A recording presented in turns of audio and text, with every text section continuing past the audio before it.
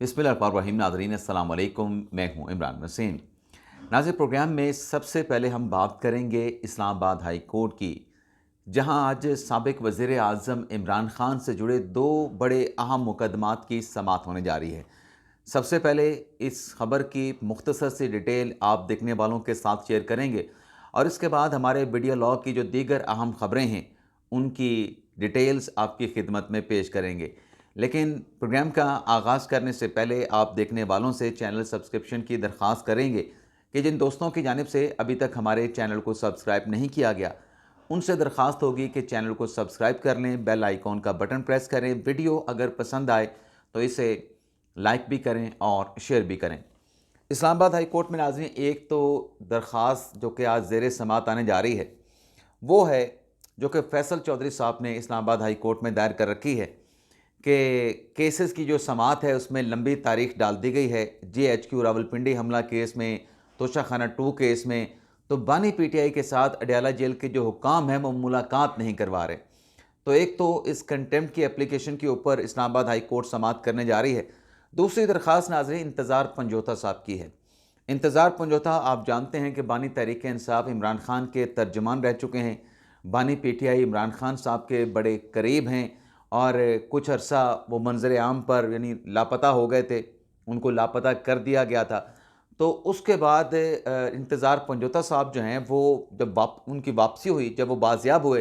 तो वो उस तरीके से एक्टिव नहीं थे। बानी PTI ने भी उनको कहा था कि वो रेस्ट करें। लेकिन अब नाज़रीन ये हुआ है कि इंतज़ार पंजोता साहब दोबारा से मुतहर्रिक हुए हैं और बानी PTI इमरान खान की जानिब से इंतज़ार पंजोता को लायर फोरम का चीफ ऑर्गेनाइज़र जो है वो बना दिया गया है। अब इंतज़ार पंजोता साहब ने जो इस्लामाबाद हाई कोर्ट में बानी PTI इमरान खान से मुतल्लिक जो दरख्वास्त दायर की है, वो भी मुलाकात से मुतल्लिक है। लेकिन उसमें जो डिफरेंट एक आ रहा है, यानी पहली जो दरख्वास्त फैसल चौधरी साहब ने दायर की है कि खान साहब से मुलाकात नहीं करवाने दी जा रही, वो है अडयाला जेल के इंतज़ामिया के ख़िलाफ़, अडयाला जेल के सुपरिटेंडेंट के ख़िलाफ़। लेकिन जो इंतज़ार पंजोता साहब ने बानी PTI इमरान खान के साथ मुलाकात की जो दरख्वास्त दायर की है, ये भी तौहीन अदालत की दरख्वास्त है। इसमें इस्लामाबाद की इंतज़ामिया को, अडयाला जेल की इंतज़ामिया को नहीं बल्कि इस्लामाबाद की इंतज़ामिया को फ़रीक बनाया गया। तो ये दो बड़े अहम केसेस आज इस्लामाबाद हाई कोर्ट में ज़ेर समाअत आएंगे। इनकी डिटेल नेक्स्ट वीडियो लॉग में आपके साथ हम शेयर करेंगे। और जो थंबनेल पे आपने हेडलाइंस पढ़ी हैं कि इमरान खान का प्रोग्राम डैश डैश डैश, उस खबर की डिटेल अभी आगे चल के आएंगी। सुप्रीम कोर्ट में भी नाज़रीन बानी तहरीक इंसाफ इमरान खान साहब के वकील पेश होने जा रहे हैं और बानी PTI इमरान खान के वकील ना सिर्फ पेश होंगे बल्कि अदालत में दलाइल भी देंगे। मिलिट्री कोर्ट केस की नाज़रीन आज समाअत होनी है, जिसमें सलमान कनाडा साहब की जो दलाइल हैं वो मुकम्मल हो चुके थे 7 रुकनी बेंच के सामने। तो आज बानी PTI इमरान खान के जो वकील हैं उज़ैर करामत भंडारी, वो अपने दलाइल का आगाज़ करेंगे। जस्टिस अमीनुद्दीन खान की सरबराही में 7 रुकनी बेंच इंट्रा कोर्ट अपीलों पर समाअत कर रहा है। तो आज जहां इमरान खान साहब के वकील उज़ैर करामत भंडारी के दलाइल सुनने के काबिल होंगे कि वो जो दलाइल दे रहे हैं आइन और कानून की रोशनी में, और उन दलाइल का मतलब देखना ही होगा जो भंडारी साहब दलाइल देंगे, जो इमरान खान साहब का नैरेटिव है उसके साथ वो कितने जो है वो कंपेयर करेंगे, तकाबली जायज़ा लेंगे। तो खान साहब के बयानिए के ऐन मुताबिक हैं या उससे मुख्तलिफ दलाइल जो है वो उज़ैर करामत भंडारी जो है वो आज कमरा अदालत में देते हैं। और जज साहबान के जो रिमार्क्स हैं वो क्या होंगे वो भी देखना होगा। तो आपको दोपहर में इस खबर के हवाले से, इस अदालती कार्रवाई के हवाले से अपडेट करेंगे। अब नाज़रीन आ जाते हैं हमारे प्रोग्राम की जो बाकी अहम खबरें हैं। सबसे पहले तो एक अच्छी खबर आपके साथ हम शेयर कर लें, उसके बाद ज़ाहिर सी बात है कि पाकिस्तान में अच्छी खबर तो आपको बड़ी मुश्किल से मिलती है, तो फिर बाकी खबरें आपके साथ शेयर करेंगे। अच्छी खबर नाज़रीन है कि सऊदी अरब की जानिब से जो पाकिस्तान ने दरख्वास्त की थी कि हमें उधार तेल दिया जाए, मौखर अदायगियों पर तेल दिया जाए, तो सऊदी हुकूमत ने पाकिस्तान की दरख्वास्त को एक्सेप्ट कर लिया है और पाकिस्तान को 10 करोड़ माहाना की पेट्रोलियम मसनूआत जो है वो मौखर अदायगियों पर जो है 1 साल के लिए सऊदी हुकूमत की जानिब से जो है वो दी जाएंगी। यानी 1 अरब और 20 करोड़ डॉलर्स की ये मसनूआत पाकिस्तान को 1 साल के लिए जो है पेट्रोलियम मसनूआत जो हैं वो सऊदी हुकूमत ने देने का ऐलान कर दिया। वैसे तो ये भी अच्छी खबर है, आपको अब इसको नहीं कह सकते क्योंकि ज़ाहिर सी बात है कर्ज़ा आप उधार ले रहे हैं, उधार में कौन सी अच्छी खबर है। लेकिन जब पाकिस्तान की मईशत मुश्किल हालात से निकल बेहतरी की जानिब बढ़ने लगी है, तो इन हालात में आपको ज़ाहिर सी बात है कि फ़ाइनेंशियल सपोर्ट चाहिए होती है। तो ये पाकिस्तान की मईशत को बेहतरी की जानिब जो एक सफ़र है उस पर गामजन रखने के लिए ये बड़ा जो ऑफ़र सऊदी हुकूमत ने पाकिस्तान को कर दी है, जो कि पाकिस्तान ने एक्सेप्ट कर ली है, ये बड़ी जो है मुफीद साबित होगी, फ़ायदेमंद साबित होगी। अब नाज़रीन आ जाते हैं खैबर पख्तूनख्वा के वज़ीर आला गंडापुर साहब को तो ख़तरा है ही, उनके साथ जो कुछ हो रहा है उनसे खैबर पख्तूनख्वा की सदारत वापस ले ली गई, लेकिन एक और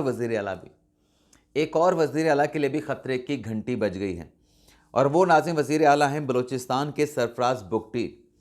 जिनसे मुतल्लिक बलूचिस्तान से ख़बरें ये सामने आ रही हैं कि पार्टी के अंदर, पीपल्स पार्टी के अंदर कुछ ऐसे क़ुव्वतें, कुछ ऐसे रहनुमा मौजूद हैं जो सरफराज बुगटी को चेंज कराना चाहते हैं, उसकी जगह पे नया वज़ीर आला लाना चाहते हैं। चंद रोज़ पहले पाकिस्तान पीपल्स पार्टी बलूचिस्तान के जो अरकान असम्बली के,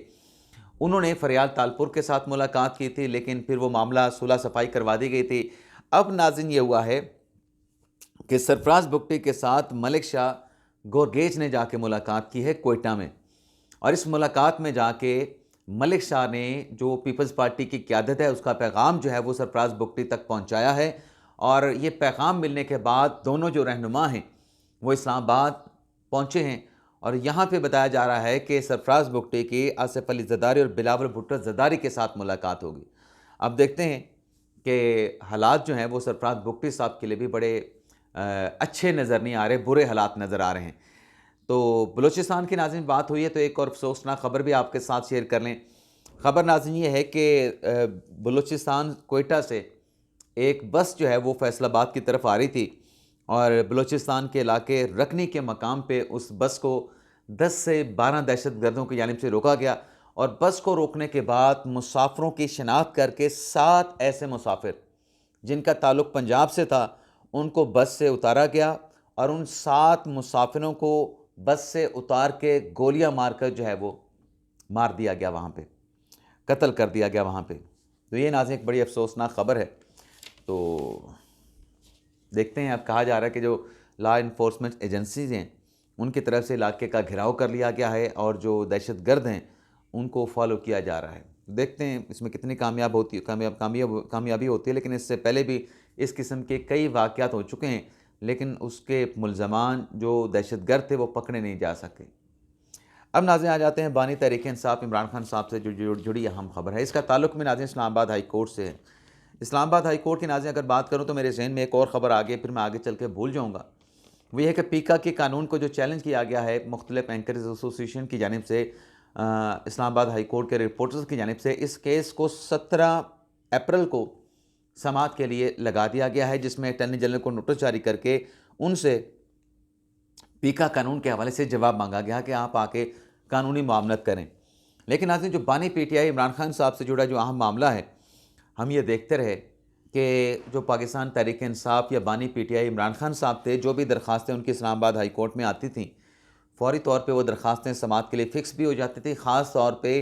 कन्विक्शन के ख़िलाफ़ जो अपीलें आती थी इमरान खान साहब की, चाहे वो तोशा खाना 1 का मुकदमा था, चाहे वो इद्दत निकाह का मुकदमा था, चाहे वो साइफ़र का मुकदमा था, चाहे वो नैब की अपीलें, नैब में अकाउंटेबिलिटी कोर्ट के फ़ैसले के ख़िलाफ़ खान साहब की अपीलें थीं, वो फ़ौरी तौर पे समाअत के लिए फ़िक्स हो जाती थी। सज़ाओं के ख़िलाफ़ जो अपील्स होती थी, तो रिलीफ भी इमरान खान साहब को मिल रहा था, लेकिन बानी पीटीआई इमरान खान की जानिब से रिलीफ के बावजूद इस्लामाबाद हाई कोर्ट को बिलखसूस जो चीफ जस्टिस आमिर फ़ारूक साहब हैं उनको टारगेट किया जा रहा था, उनको हदफ़े तनकीद बना के उनसे मुतल्लिक बिलो द बेल्ट्स इंतहाई घटिया और बेहुदा किस्म के अल्फाज इस्तेमाल किए जा रहे थे, और सोशल मीडिया की जो टीम है पाकिस्तान तहरीक इंसाफ की, वो इस सिलसिले में आगे आगे दिखाई दे रही थी। अब नाज़रीन ये हुआ है कि आमिर फ़ारूक साहब तो बन गए हैं सुप्रीम कोर्ट के जज, और वहाँ पर अपनी ज़िम्मेदारियाँ, अपना हल्फ वो उठा चुके हैं। अब वो जैसे जमाल खान मंदुखेल साहब के साथ 4 नंबर बेंच में बैठते हैं, मुकदमात की समाअत करते हैं, और इस्लामाबाद हाई कोर्ट में आ चुके हैं जस्टिस सरफराज डोगर साहब, जो कि कायम मकाम चीफ जस्टिस हैं। अब कायम मकाम चीफ जस्टिस सरफराज डोगर साहब ने अपनी ज़िम्मेदारियाँ संभालने के बाद एक तो ये पैगाम वाज़े तौर पर दिया है कि वो जजेस जिनकी सीनियरिटी का इशू है, उन जजेस के साथ मेरा कोई तनाज़ा नहीं, उन जजेस के साथ मेरा कोई इख्तलाफ नहीं, उनका जो सवाल है, उनका जो इशू है कि सीनियरिटी का मसला हल होना चाहिए, वो अपना इशू कानूनी फ़ोरम पे, लीगल फ़ोरम पे उसको सॉर्ट आउट करेंगे, लेकिन मेरा ज़ाती तौर पे उन जज साहबान के साथ कोई मुखालफत, कोई इख्तलाफ मौजूद नहीं है। लेकिन ये ज़िम्मेदारी जो chief justice Islamabad high court की उनको मिली है, चाहे कायम मकाम चीफ जस्टिस की है, ये ज़िम्मेदारियाँ संभालने के बाद कुछ अहम फ़ैसले जस्टिस सरफराज डोकर की जानिब से सामने आए हैं। एक तो नाज़रीन भी इसमें जो फ़ैसला किया गया है, जिस पे अब तहरीक इंसाफ में ज़ाहिर सी बात है कि तशवीश पाई जा रही होगी। अब तशवीश गलत है, दुरुस्त है, उसको भी आगे चल के मैं एक्सप्लेन करूँगा। वो फ़ैसला नाज़रीन सरफराज डोगर साहब का ये है कि जो अपीलें इस्लामाबाद हाई कोर्ट में आती हैं नीचे से, निचली अदालतों के फ़ैसलों के ख़िलाफ़, वो अपीलें आउट ऑफ टर्न जो है उनको इंटरटेन नहीं किया जाएगा। जो भी अपील निचली अदालतों से इस्लामाबाद हाई कोर्ट में आएगी वो अपने नंबर पे सुनी जाएगी, अपने टर्न पे उस पर जो है वो समाअत की जाएगी। ऐसा नहीं होगा कि जो पहले अपीलें दायर करके जो साइलीन हैं वो अपनी समाअत का इंतज़ार कर रहे हैं, अपनी केस की तारीख़ का इंतज़ार कर रहे हैं कि कब उनके मुकदमे की समाअत होगी, तो वो जो इंतज़ार करने वाले साइलीन हैं वो बैठे रहें और बाद में आने वाला आए और उसका मुकदमा समाअत के लिए मुकर्रर हो जाए और उसको रिलीफ भी मिल जाए। तो ये सरफराज डोगर साहब ने एक तो ये वाज़ेह तौर पे फ़ैसला कर लिया है कि जो ज़राए से ख़बर सामने आई है, तमाम चैनल्स पे इसको रिपोर्ट किया गया है, लेकिन इससे जो ख़बर नज़र आ रही है, जो ख़बर बन रही है, वो ये है कि ये आउट ऑफ टर्न, ऐसे यानी जो हालिया तौर पे इमरान खान साहब का 190 मिलियन पाउंड केस का जो फ़ैसला हुआ है, जिसकी अपीलें इस्लामाबाद हाई कोर्ट में पेंडिंग हैं, अब ये जो फ़ैसला सामने आया है कि आउट ऑफ टर्न अपीलें नहीं लगेंगी, तो फिर ये इमरान खान साहब की अपील भी अपनी बारी पर लगेगी, अपने नंबर पर लगेगी। ये नहीं कि अपील दायर कर दी और फौरी तौर पर लग जाएगी, ये भी अब अपनी जहाँ के बारी के ऊपर, इससे पहले जो अपीलें होंगी पहले वो सुनी जाएंगी। इसके अलावा नाज़रीन सरफराज डोगर साहब ने ये फैसला किया है कि फ़ोकस जो है वो मुकदमात का डिस्पोजल होगा, कि ज़ेर इल्तवा मुकदमात को कैसे नीचे लाया जा सकता है। टैक्स के मुकदमात के लिए सरफराज डोगर साहब ने खसूसी बेंच तश्कील दे दिया है। जस्टिस बाबर सत्तार और जस्टिस समन रिफत इम्तियाज़ साहबा जो हैं टैक्स से मुतल्लिक़ केसेस की समाअत करेंगे। ज़मानत केसेस के फौरी फ़ैसले होने चाहिए, ये भी कहा गया है। और साथ में सरफराज डोगर साहब ने यह पॉलिसी भी दे दी है कि जजेस की तरफ से जो स्टाफ है इस्लामाबाद हाई कोर्ट का, उस पर दबाव नहीं डाला जाएगा कि उनकी अदालतों में कम केसेस लगाए जाएं, ज़्यादा केसेस नहीं लगाए जाएं। और साथ में जो एक मरतबा कॉज लिस्ट जारी हो जाती है, लेकिन बाद में पता चलता है कि जज साहब छुट्टी पे चले गए हैं, कॉज लिस्ट जो है वो डिलिस्ट कर दी गई है, इस रवायत को भी ख़त्म करने के हवाले से इकदाम उठाए जाएंगे। तो ये नाज़रीन इस्लामाबाद हाई कोर्ट से ख़बर आ गई। इसके अलावा नाज़रीन हुकूमती सतह से, हुकूमत की तरफ से ख़बर यह है कि जो पिछले दिनों ख़बर चली कि नेपरा रेगुलेटरी अथॉरिटी, जिसकी तरफ से ये जो बिजली की कीमतों में उतार चढ़ाव होता है, इन मामलात की रेगुलेशन की जाती है, लेकिन नेपरा के चेयरमैन की तरफ से और नेपरा के चेयरमैन के साथ मेंबरान की तरफ से जो अज़ खुद नोटिस लेके अपनी तनख्वाहों में 3 गुना इजाफ़ा किया गया। इजाफ़ा नाज़रीन कितना हुआ, यानी 20 से 22 लाख रुपए का नेपरा के चेयरमैन ने और नैब के मेंबरान ने खुद से वफाकी हुकूमत की मंजूरी के बगैर ही अपनी तनख्वाहों में इजाफ़ा कर लिया। अब नाज़रीन जब ये बात मंजर आम पे आई कि नेपरा के चेयरमैन और मेंबरान ने यह काम किया है कि अपनी तनख्वाहों में हुकूमत से इजाज़त लिए बगैर, हुकूमत की अप्रूवल के बगैर खुद ही इजाफ़ा कर लिया है, तो उस पर फिर सवालात उठे। तो हुआ नाज़रीन ये कि मुतल्लिका कामा कमेटी का इजलास हुआ। उस कामा कमेटी के इजलास में जो सेक्रेटरी काबीना है कामरान अफजल, वो पेश हुए और उनकी जानिब से कामा कमेटी के अरकान को ये बताया गया कि ये बड़ा अफसोसनाक है जो नेपरा के चेयरमैन और मेंबरान की तरफ से अपनी तनख्वाहों में खुद से इजाफा कर लिया गया। इसकी तो कानून में, रूल्स में किसी जगह पे गुंजाइश ही मौजूद नहीं कि कोई महकमा खुद से अपनी तनख्वाहें बढ़ा ले और वफाकी हुकूमत की अप्रूवल ना ले। तो कामा कमेटी को कामरान अफजल साहब ने, सेक्रेटरी काबीना ने यह बताया है कि इस मामले का नोटिस ले लिया गया है, शोकास नोटिस जारी किया गया है। ना सिर्फ शोकास नोटिस जारी किया गया है बल्कि चेयरमैन नेपरा और नेपरा के जो मेंबरान हैं उनसे वजाहत तलब कर ली गई है कि खुद से आपने अपनी तनख्वाहों में जो इजाफा है वफाकी हुकूमत की मंजूरी के बगैर आपने अपनी तनख्वाहों में इजाफा कैसे कर लिया है। तो ये नाज़रीन आज का हमारा वीडियो लॉग, आपसे इजाज़त चाहते हैं। अल्लाह ताला हम सब का हामी नासिर और अपनी दुआओं में याद रखिएगा। अल्लाह हाफिज़।